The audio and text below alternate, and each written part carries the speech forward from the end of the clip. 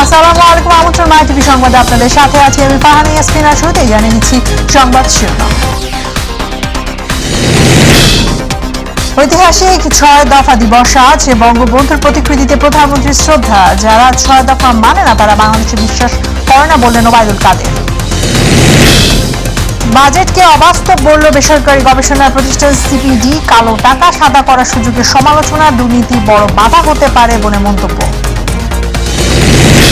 বাজেটে কর ও শুল্ক কমানো নিত্য পণ্যের বাজারে নেই কোনো প্রভাব। পাশের আগে উল্টো দাম বৃদ্ধিতে মিশ্র প্রতিক্রিয়া ভোক্তাদের। ক্ষমতার অপব্যবহার করে 3টি পাসপোর্টের নজিরবিহীন জালিয়াতি করেছিলেন সাবেক আইজিপি বেনজির আহমেদ। দিয়েছিলেন বায়োবির ফোন নাম্বারও। পবিত্র ঈদুল আজহা উপলক্ষে সকল পশুর হাটে নিশ্চিত করা হবে কঠোর নিরাপত্তা ব্যবস্থা, জানালেন ডিএনপি কমিশনার হাবিবুর রহমান।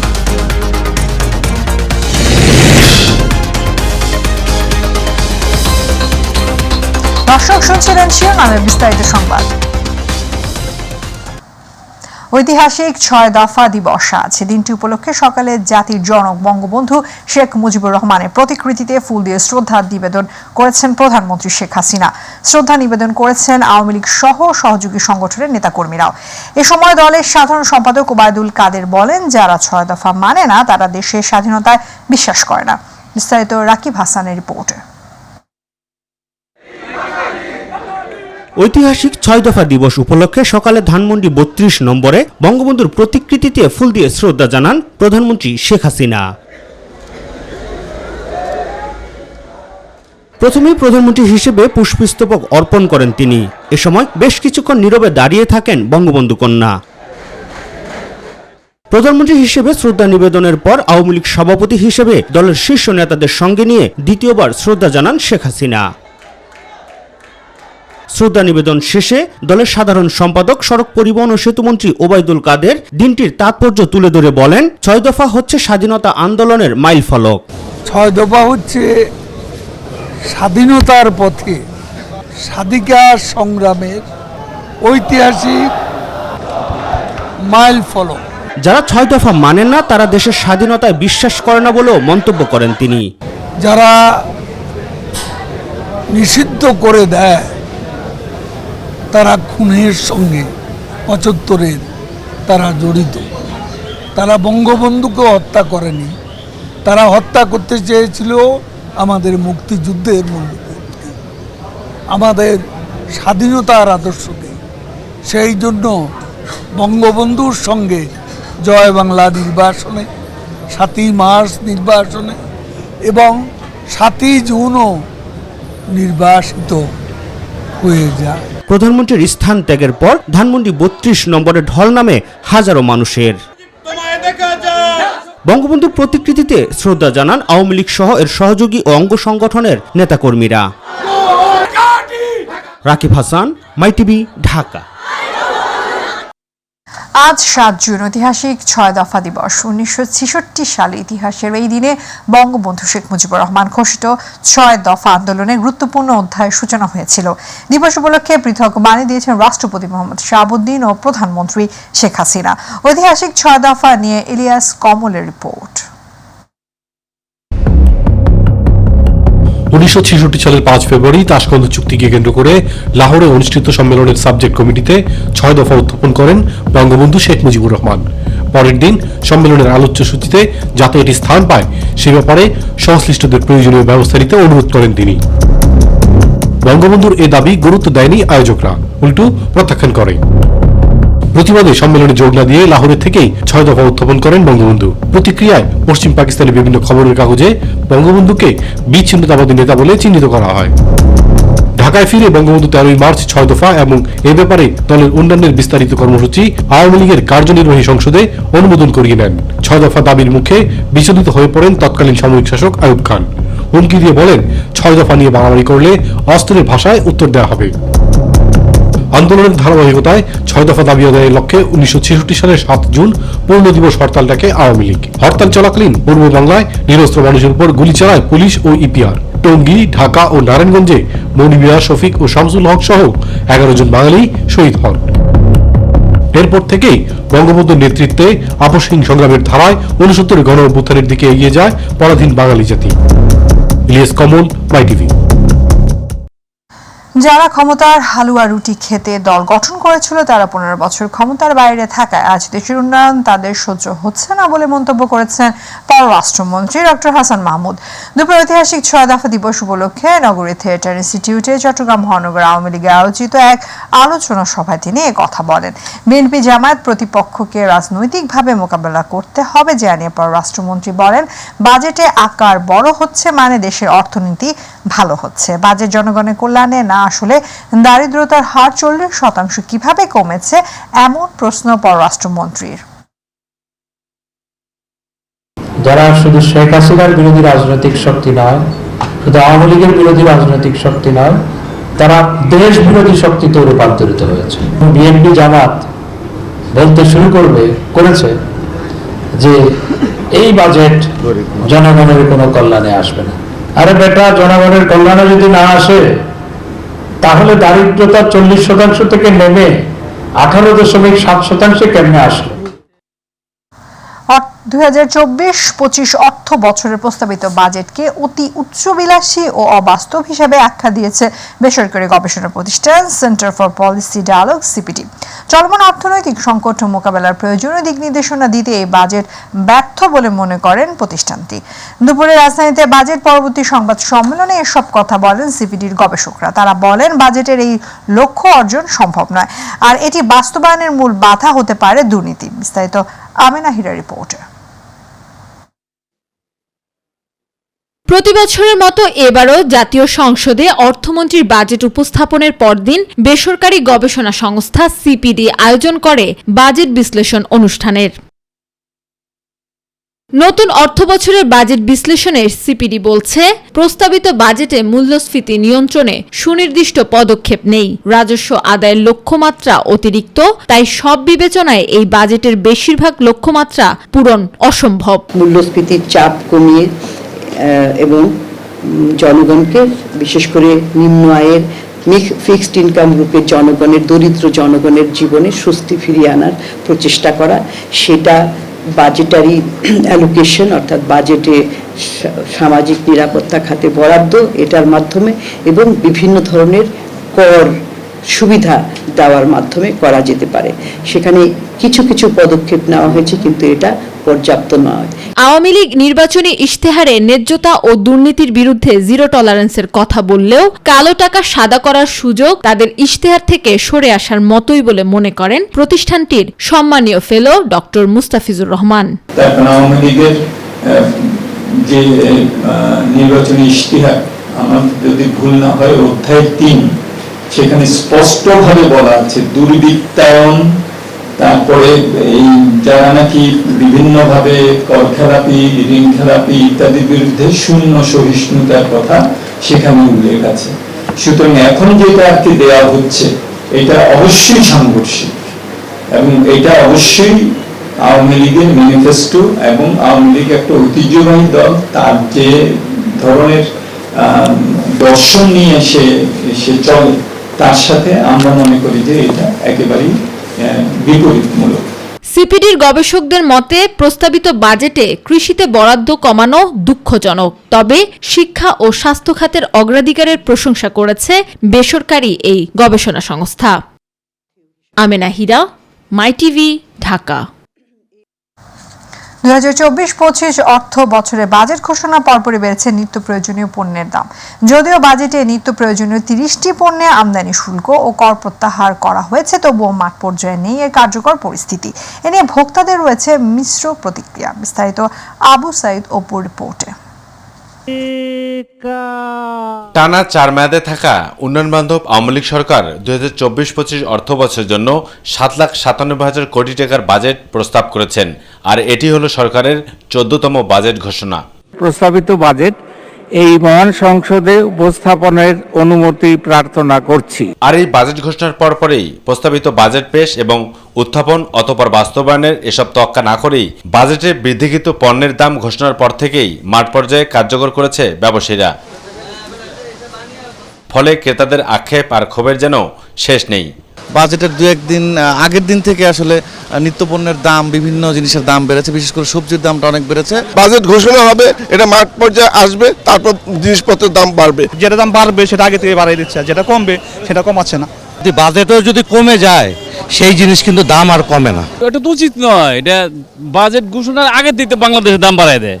তবে নিয়ম অনুযায়ী বাংলাদেশে প্রতি বছর বাজেট ঘোষণার পরপরই বেশ কিছু পণ্য ও সেবার দামের পরিবর্তন ঘটতে দেখা যায়। এর কারণ হলো মূলত অর্থমন্ত্রী বাজেট প্রস্তাবনার পরবর্তী অর্থ বছরের জন্য কিছু পণ্যের শুল্ক ও কর হারে পরিবর্তন আনেন বলে দামের ক্ষেত্রে এ ধরনের পরিবর্তন দেখা যায়। বাজেটটা কিন্তু মাত্র পেশ করা হয়েছে, সেক্ষেত্রে এটা কার্যকর করে আসতে আসতে কিন্তু সংসদ থেকে 3 থেকে 4 দিন সময় লাগবে, কিন্তু সময়টা লাগবে যে ওই সময়টা কিন্তু বাজারের ব্যবসায়ীরা কেউ দেয় নেই। অন্যান্য মাল শতকরা 80% মাল বিদেশ থেকে আমদানি করতে হয়, সেটা ডলারের দাম বেশি, যার কারণে বাজার আপ ডাউন করবেই। বাজেট ঘোষণার পরপরই এর প্রভাব পড়তে শুরু করেছে মাঠ পর্যায়ে। তাই ভোক্তারা বলছেন, বাজেট ঘোষণা হলেও যে ধরনের প্রত্যাশা ছিল নাগরিকদের তা যেমন পূরণ হয়নি, তবে এটি পূরণ করতে হলে সংশ্লিষ্ট কর্তৃপক্ষকে আরও বাজার তদারকি এবং মনিটরিং ব্যবস্থাকে জোরদার করতে হবে। তাহলে বাজেটের যে আভাস দেওয়া হয়েছে সাধারণ নাগরিকদের জনবান্ধব হিসেবে করার জন্য, সেটি আরও স্পষ্ট হয়ে উঠবে জনসাধারণের সামনে। কারণ বাজার থেকে আবু সাইদ অপু, মাই টিভি, ঢাকা। ক্ষমতা অপব্যবহার করে 3টি পাসপোর্টের নজিরবিহীন জালিয়াতি করেছিলেন সাবেক আইজিপি বেনজির আহমেদ। দিয়েছিলেন বায়বীয় ফোন নাম্বার। সর্বশেষ আবেদনটি প্রায় ধরা পড়ে গেল প্রভাব খাটিয়ে 24 ঘন্টার মধ্যে পাসপোর্ট পেয়ে যান। সেখানেও দেন উদ্ভট ফোন নাম্বার, যার কোনো অস্তিত্ব নেই দেশে। ধরা পড়ে গেলে কি হবে, এই চিন্তা থেকে 10 বছর ধরে ছক কেটেছিলেন সাবেক পুলিশ মহাপরিদর্শক। আরও জানাচ্ছেন শামস তাবরিজ উচ্ছ্বাস। বেনজির তার পুরনো হাতের লেখা পাসপোর্ট নবায়নের আবেদন করে 2010 সালের 11 অক্টোবর। আসল পরিচয় আড়াল করে নিজেকে বেসরকারি চাকরিজীবী বলে পরিচয় দেন। আবেদন ফর্মে তার পেশা প্রাইভেট সার্ভিস। আবেদনের 2 দিন পর মেশিন রিডেবল পাসপোর্ট হাতে পান বেনজির, যার মেয়াদ ছিল 2015 সালের 13 অক্টোবর পর্যন্ত। এরপরও 1 বছর আগে ফের পাসপোর্ট নবায়নের আবেদন করে বেনজির আহমেদ। তখনও তার পরিচয় বেসরকারি চাকরিজীবী, অথচ তখন তিনি ডিএমপি কমিশনার। দ্বিতীয় দফায় নবায়নকৃত পাসপোর্টের মেয়াদ ছিল 2019 সালের 17 অক্টোবর পর্যন্ত। পরে 2020 সালে ফের পাসপোর্ট নবায়নের আবেদন করেন। তখন তিনি র্যাবের মহাপরিচালক। তখনও পাসপোর্টে তার পেশা বেসরকারি চাকরিজীবী। তখনই ধরা পড়ে তার তথ্য গোপন ও জালিয়াতির ঘটনা। সে আবেদনে ফোন নাম্বারও দেন ভুয়া। কিভাবে করলেন নিজের পেশা নিয়ে এত বড় জালিয়াতি? জানা যায়, কোনোবারই সশরীরে পাসপোর্ট অফিসে যাননি বেনজির আহমেদ।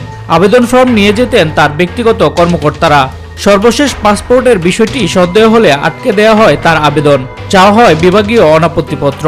সেসব তোয়াক্কা না করে প্রভাব বিস্তার করে পেয়ে যান সর্বশেষ পাসপোর্টটি।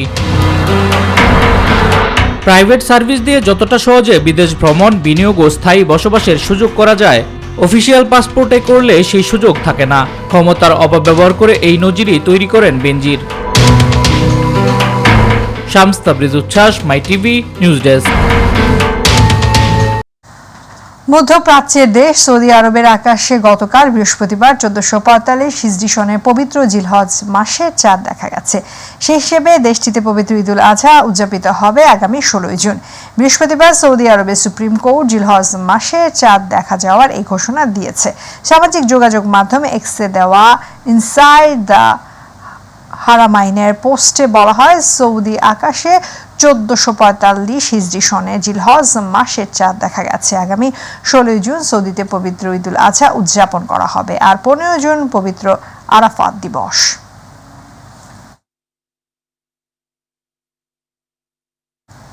এবার কুরবানির হাট।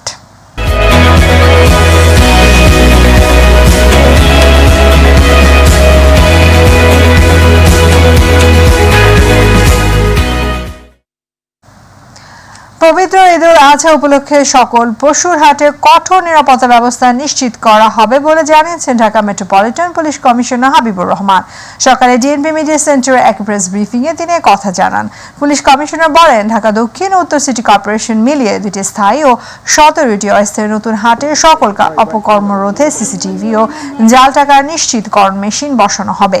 গরুর হাটের ইজারাদারদের সতর্ক করা হয়েছে যেন এক হাটের গরু অন্য হাটে জোর করে ঢুকানো না হয়। পাশাপাশি নদী পথে পশু আনা নেয়ায় যেন অনিয়ম না হয় তাই নৌ পুলিশ টহলরত থাকবে। সকল হাটে নিরবিচ্ছিন্ন বিদ্যুৎ ব্যবস্থা রাখা হবে। এছাড়াও হাটে অজ্ঞান ও মলম পার্টির তৎপরতা কমাতে পুলিশ সোচ্চার থাকবে। ব্যাপক কার্যক্রম গ্রহণ করা হয়েছে। প্রথমত, যে সমস্ত হাটে গরু আসবে, আসার পথের নিরাপত্তা, হাটের যে স্থানে লেনদেন হবে, বেচাকেনা হবে সেখানকার নিরাপত্তা, এবং এরপরে বিকৃত টাকা নিয়ে যে গরুর মালিক তারা যে এখান থেকে চলে যাবেন সেটির নিরাপত্তা, এই সমস্ত বিষয় মিলে নিরাপত্তা পরিকল্পনাটি সাজানো হয়েছে। যে ধরনের প্রতারণা এবং অজ্ঞান পার্টি, মলম পার্টি এগুলো থেকে থাকে আমরা বিভিন্ন সময় দেখেছি, সেটির প্রতিরোধের জন্য ব্যবস্থা রাখা হয়েছে। ভ্যাকসিন বা স্টেরয়েড ছাড়া সম্পূর্ণ প্রাকৃতিক উপায়ে কোরবানির জন্য পশু প্রস্তুত করছেন বরিশালের গৌরনদী ও আগৈল ছাড়ার খামারিরা। দেশি জাতের এই গরু মহিষ 2 উপজেলার চাহিদা মিটিয়ে যাবে বাইরের জেলায়ও। ঈদ কেন্দ্র করে দিনরাতে ব্যস্ত সময় পার করছেন খামারিরা। প্রতিনিধি গিয়াসউদ্দিন মিয়া রিপোর্ট জানাচ্ছেন শামস তাবরিজ উচ্ছ্বাস। কোরবানির ঈদকে সামনে রেখে ব্যস্ত সময় পার করছেন বরিশালের গৌরনদী ও আগৈলঝরার খামারিরা। দিনরাত চলছে পশু পরিচর্যা। কোরবানির হাটে চাহিদার শীর্ষে থাকে দেশীয় জাতের গবাদি পশু। কোনো প্রকার ইনজেকশন ও ট্যাবলেট ব্যবহার না করা গরু মহিষের চাহিদা থাকে সবচেয়ে বেশি। তাই প্রাকৃতিক খাবার দিয়ে দেশীয় পদ্ধতিতে চলছে গরু মোটাতাজাকরণ প্রক্রিয়া।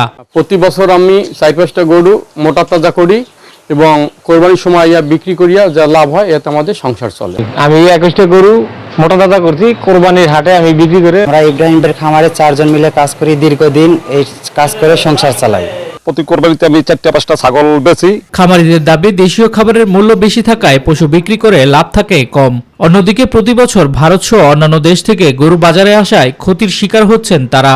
আমাদের গরুর যে খাবারের দাম সে তুলনায় আমরা গরুর দাম পাচ্ছি না। যদি বিদেশ থেকে গরু আমদানি করা হয় সেক্ষেত্রে আমরা খামারিরা ক্ষতিগ্রস্ত হব এবং লসের সম্মুখীন হব। প্রাণী সম্পদ কর্মকর্তারা জানায়, ভ্যাকসিন বা স্টেরয়েড ব্যবহার না করতে পরামর্শ দেওয়া হচ্ছে খামারিদের। আমাদের প্রত্যেকটা গরু এবং খামারিদেরকে টিকা দেওয়া হয়েছে এবং রোগ বালাই যাতে না আসে সেজন্য প্রতিরোধ ব্যবস্থা নেওয়া হয়েছে। এই পশু কোরবানির চাহিদা আমাদের অত্র উপজেলায় পূরণ করে পার্শ্ববর্তী উপজেলাগুলোতেও সরবরাহ করতে পারবো বলে আমি আশা রাখি। কোরবানির ঈদ উপলক্ষে 2 উপজেলায় 15,782টি গরু, মহিষ, ছাগল, ভেড়া মোটাতাজাকরণ করা হয়েছে। শামস তাবরিজ উচ্ছ্বাস, মাই টিভি নিউজ ডেস্ক। সংবাদের শেষ প্রান্তে আমরা যাবার আগে সংবাদ শিরোনামগুলো জানিয়ে দিচ্ছি আরো একবার। ঐতিহাসিক 6 দফা দিবস আজ। বঙ্গবন্ধুর প্রতিকৃতিতে প্রধানমন্ত্রীর শ্রদ্ধা। যারা 6 দফা মানে না তারা বাংলাদেশকে বিশ্বাস করে না বললেন ওবায়দুল কাদের। বাজেটকে অবাস্তব বলল বেসরকারি গবেষণা প্রতিষ্ঠান সিপিডি। কালো টাকা সাদা করার সুযোগের সমালোচনা, দুর্নীতি বড় বাধা হতে পারে বলে মন্তব্য।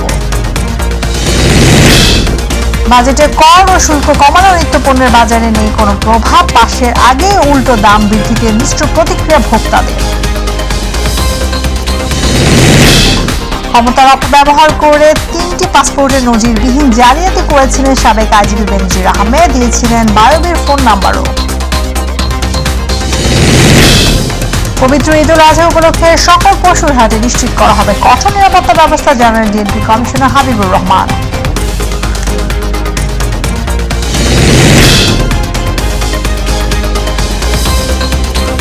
আমাদের এখনকার আয়োজন। মাইটিভি সংবাদ দেখতে ভিজিট করে youtube/mytvbd নিউজ, মাইটিভি অনুষ্ঠান দেখতে ভিজিট করে youtube/mytv বাংলা, facebook/mytv বাংলা। আমাদের পরবর্তী সংবাদ দেখার আমন্ত্রণ জানিয়ে এখনকার সংবাদ এখানেই শেষ করছি। আল্লাহ হাফেজ।